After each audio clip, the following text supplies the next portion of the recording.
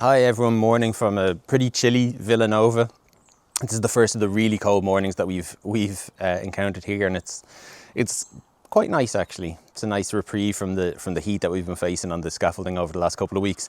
So as you can probably tell, I'm up here in the scaffolding now. We've had this up for a couple of weeks while we do some work to the roof, and we thought that while we had it up, we'd take advantage of the scaffolding and do some remedial works to the front of the building, to the facade.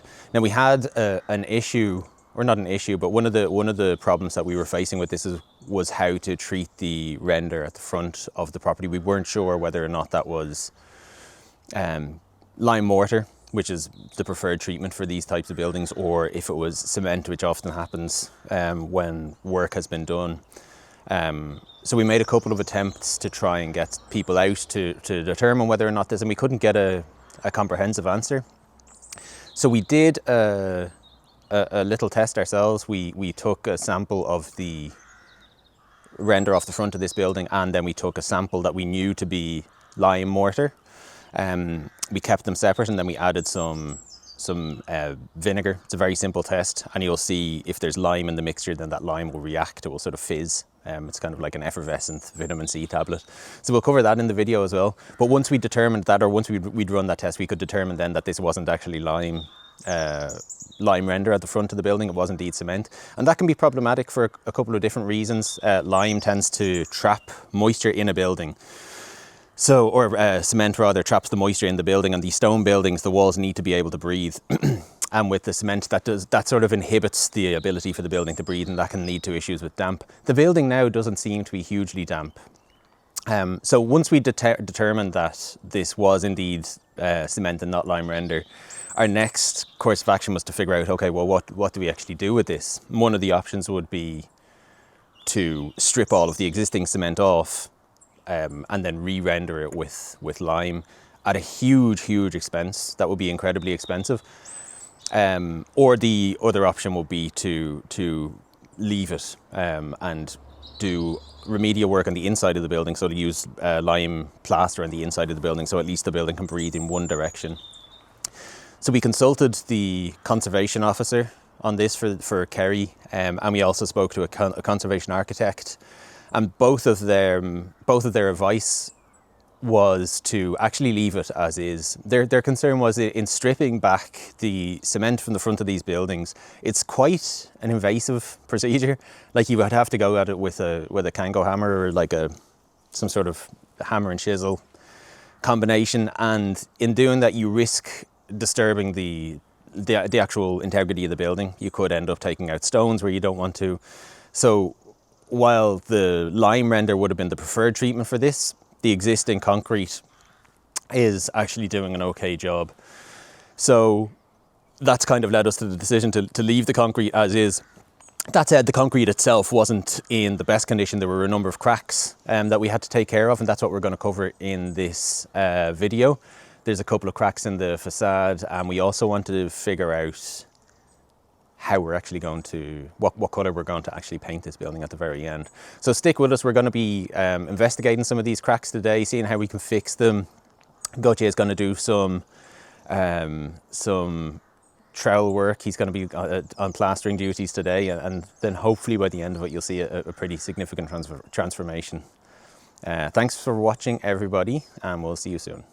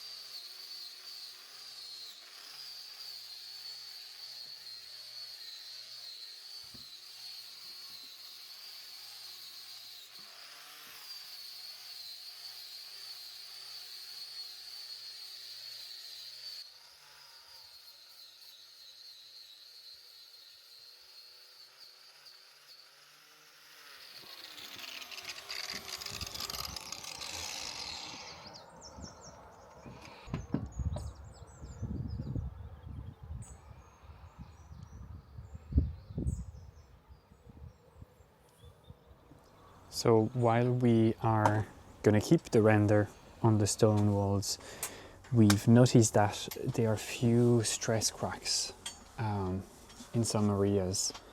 So we are going to be opening them up slightly so that we can then refill them with new render. That seems to be the worst of it, to be honest. The others are much thinner than that even, so nothing to worry about. It's just an old render, and now it's time to fix it up.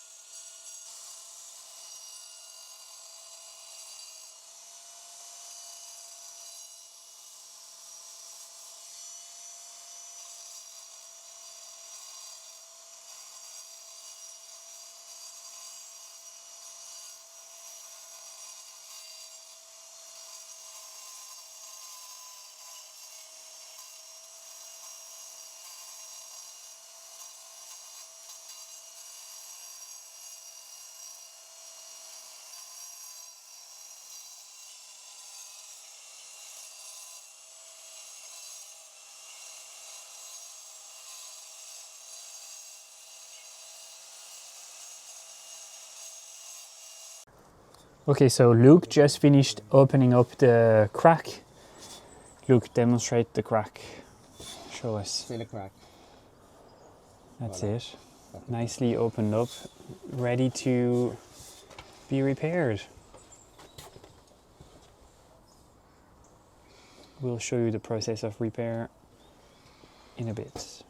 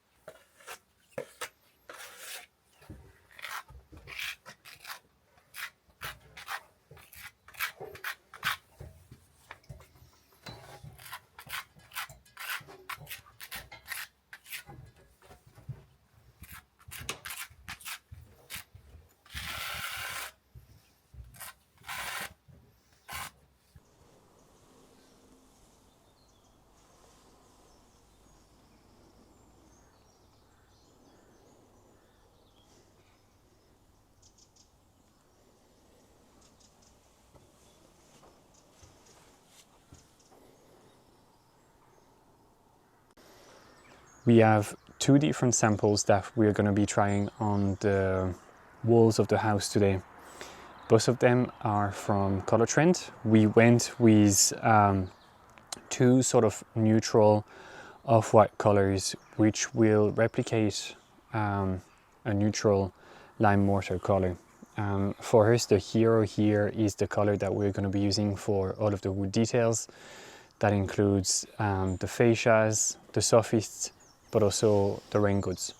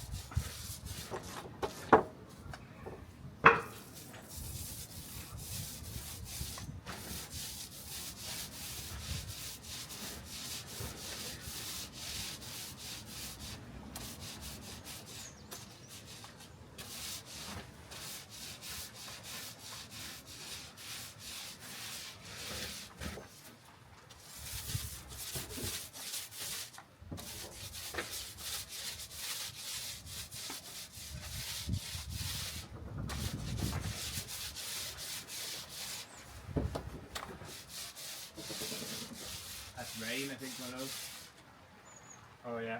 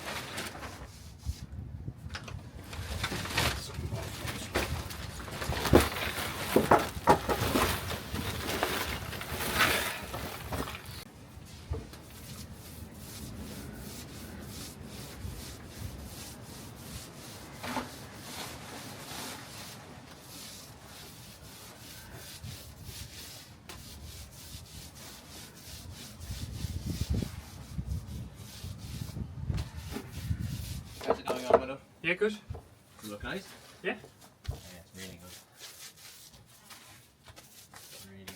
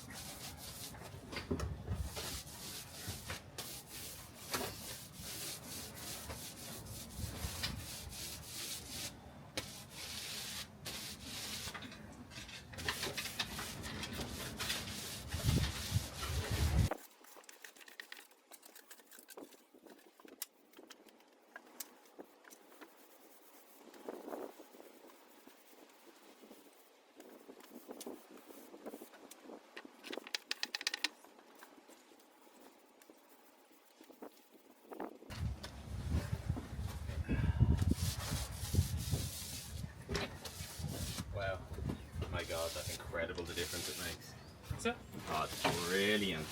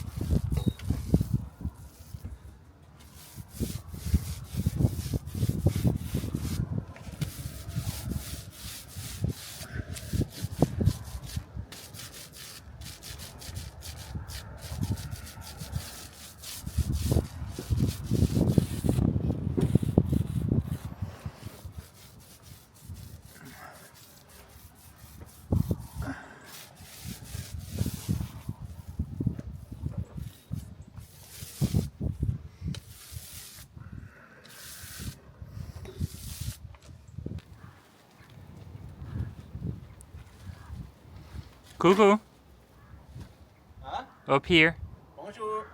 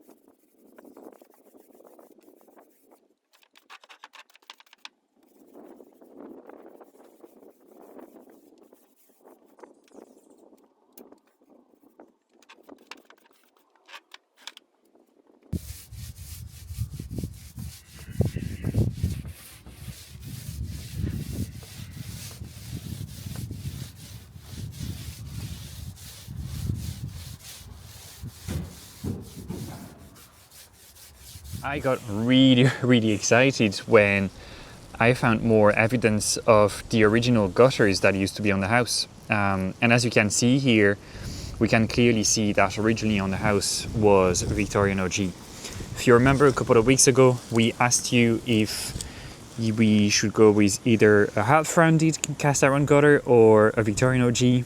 And it is clear from all of those species that we have found that, you know, even though they are in pretty poor state, they are clearly Victorian OG. So I'm super excited with this find. And I know for most people this just looks like rubbish, but I just love it. I think it's going to look great once we've reinstated that beautiful Victorian OG on the house.